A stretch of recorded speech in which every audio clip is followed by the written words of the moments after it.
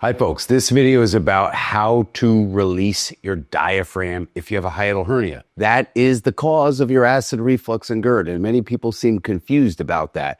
I have acid reflux, I have GERD, or I have silent reflux, LPR, or heart palpitations, difficulty getting a full breath, difficulty swallowing food, it regurgitates back up, bloating, all of these things, excessive hiccups and burps after you eat. These are all the symptoms of hiatal hernia, and even though your endoscopy said you don't have a hiatal hernia, trust me, you probably do. The endoscopy in the barium swallow has a 40% efficacy rate, meaning 60% of the time it's wrong, it's inaccurate. So you're going to base your diagnosis on a test that has a 40% accuracy rate, 50% at best. Why? Why would you do that to yourself? Don't do that to yourself. Don't drive yourself crazy like that. You have acid reflux and GERD, you have a hiatal hernia, okay?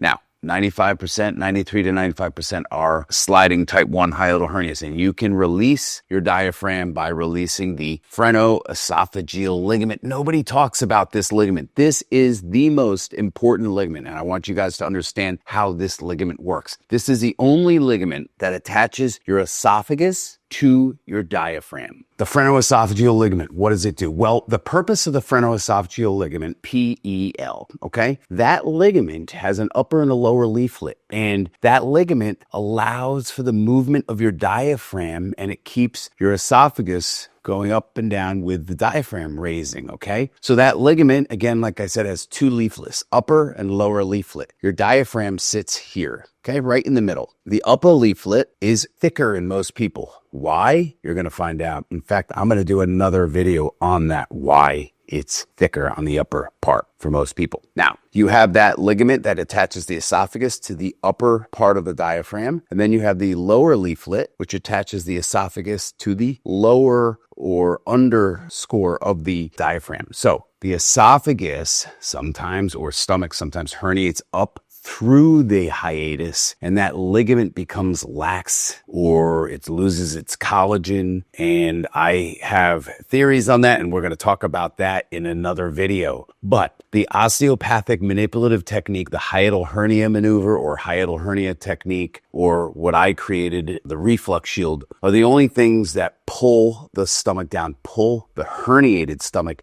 down below the diaphragm or the hiatus. Now, the reflux shield is a way to do it to yourself from the comfort of your home. It's very safe. I developed that. Otherwise, people come into the office and have it done by hand. And we've done so many videos. Please watch our playlist. We have over 100 videos just on hiatal hernia. And I guarantee I have covered it, every single thing, and nobody's covering this topic, the phrenoesophageal ligament, trust me. So you name it, I have covered it. Check out our playlist. I guarantee you will find the answers that you are looking for if you watch those videos, okay? There's all sorts of treatments, follow-ups, all sorts of videos, symptoms, medications, side effects of medications, you name it, I've done it.